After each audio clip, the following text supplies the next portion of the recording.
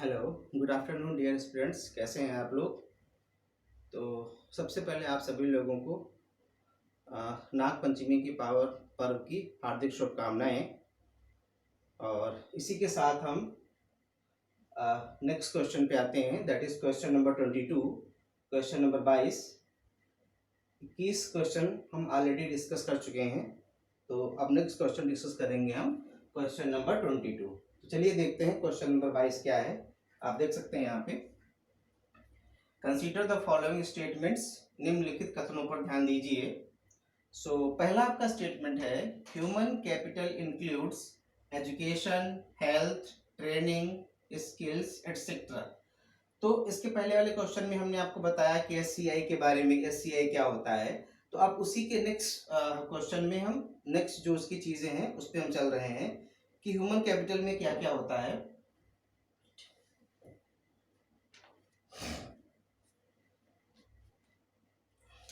Human capital includes education, health, training and skills. तो इसके previous question में हमने आपसे जो है एससीआई की बात की थी कि ह्यूमन कैपिटल।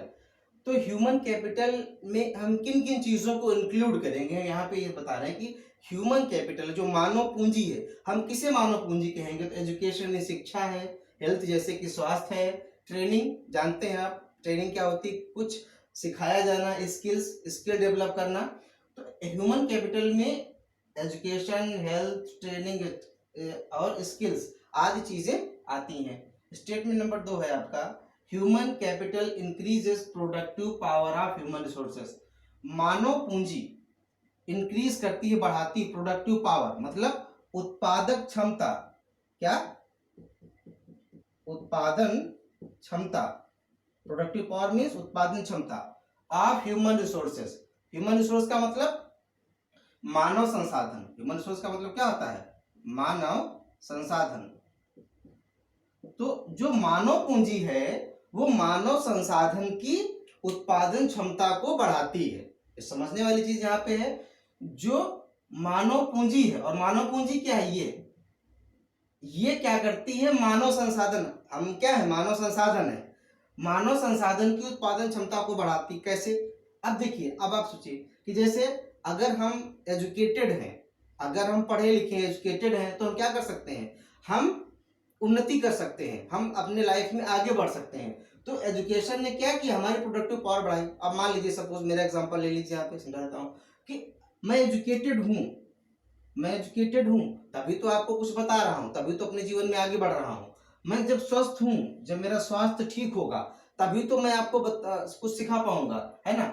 ट्रेन, मान लीजिए कोई एक पायलट होता है, जहाज उड़ाता है, ट्रेन का ड्राइवर होता है लोको पायलट, ट्रेन चलाता है, बस का ड्राइवर बस चलाता है। तो ट्रेनिंग है, स्किल्स है ना। मैं यहाँ पे कैमरे के सामने खड़ा होकर बोल पा रहा हूँ, स्किल्स। तो ये क्या है?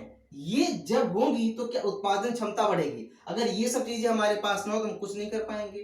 तो ह्यूमन कैपिटल में ये सारी चीजें आती हैं, और ये सारी चीजें जो ह्यूमन कैपिटल है ये उत्पादन क्षमता बढ़ाती है किसकी? मानव संसाधन, यानी कि हमारी। आप समझ गए होंगे। थर्ड स्टेटमेंट है, SCI rank of India. Bharat की जो मानव पूंजी में रैंक है वो 115 ऑल टोटल, है ना। कितनी है? 115। इसके पहले हमने आपको एसडीआई पढ़ाया था, उसमें भी रैंक बताई थी। तो एचसीआई 2018 में वर्ल्ड बैंक के द्वारा जारी किया गया, और भारत की रैंक दुनिया में 115 है, ऐसा उस रैंक में बताया गया। हालांकि भारत सरकार इससे सहमत नहीं है।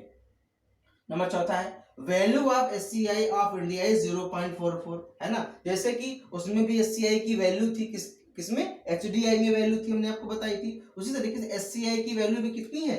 0.44 आउट ऑफ 1। तो इसकी मैक्सिमम वैल्यू 1 हो सकती है, जिसमें जो वर्ल्ड बैंक ने इंडिया को वैल्यू दी है वो है 0.44, यानी आधे से भी कम है। इसीलिए भारत सरकार इससे एग्री नहीं कर रही है। तो ये 4 है आपका। ह्यूमन कैपिटल इंक्लूड्स, यानी मानव पूंजी में शिक्षा, स्वास्थ्य, ट्रेनिंग और स्किल्स आते हैं। ये वाला स्टेटमेंट आपका एकदम से सही है। मानव पूंजी मानव संसाधन की उत्पादन क्षमता को बढ़ाती, बिल्कुल सही। जब एक व्यक्ति पढ़ा लिखा होगा, स्वस्थ होगा, ट्रेंड होगा, उसके अंदर स्किलफुल होगी। आपको पता है भारत सरकार स्किल इंडिया प्रोग्राम चला रही है। क्यों चला रही है?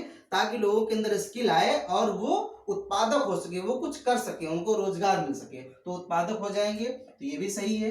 SCI rank of India is 115। Bharat की अगर पूछा जाता है आपसे प्रश्न कि भारत की SCI में रैंक क्या है, तो 115 है, जैसे SDI में रैंक है वैसे यहाँ पे भी है। Value of SCI of India is, इसकी अगर वैल्यू पूछता है तो वैल्यू 0.44 है। तो which of the above statement is are right, only 1 and 2, only 2 and 3, only 3 and 4 और 1 2 3 4। तो आपको पता है कि ये चारों के चारों स्टेटमेंट आपके सही है, इसलिए आपको ऑप्शन नंबर डी आपका सही होगा। तो इस तरीके से आपका ये क्वेश्चन आपका SCI के बारे में आपने 2 क्वेश्चन जाने हैं, ठीक है। तो हम नेक्स्ट क्वेश्चन लेकर के फिर आएंगे, और तब तक आप इसको अपने नोट्स में अपडेट करिए। और मैं यहाँ पे बताना चाहूँगा कि अभी तक आपको जो क्लासेस हमारे द्वारा दी जा रही हैं यूट्यूब पे इकोनॉमिक्स की, अब आपको इकोनॉमिक्स के साथ साथ में अदर चीज़ों की भी क्लासेस मिलेंगी प्रफुल्ल सर के द्वारा। तो उसके लिए मैं चैनल का नाम लिख रहा हूँ, वर्ड स्टडी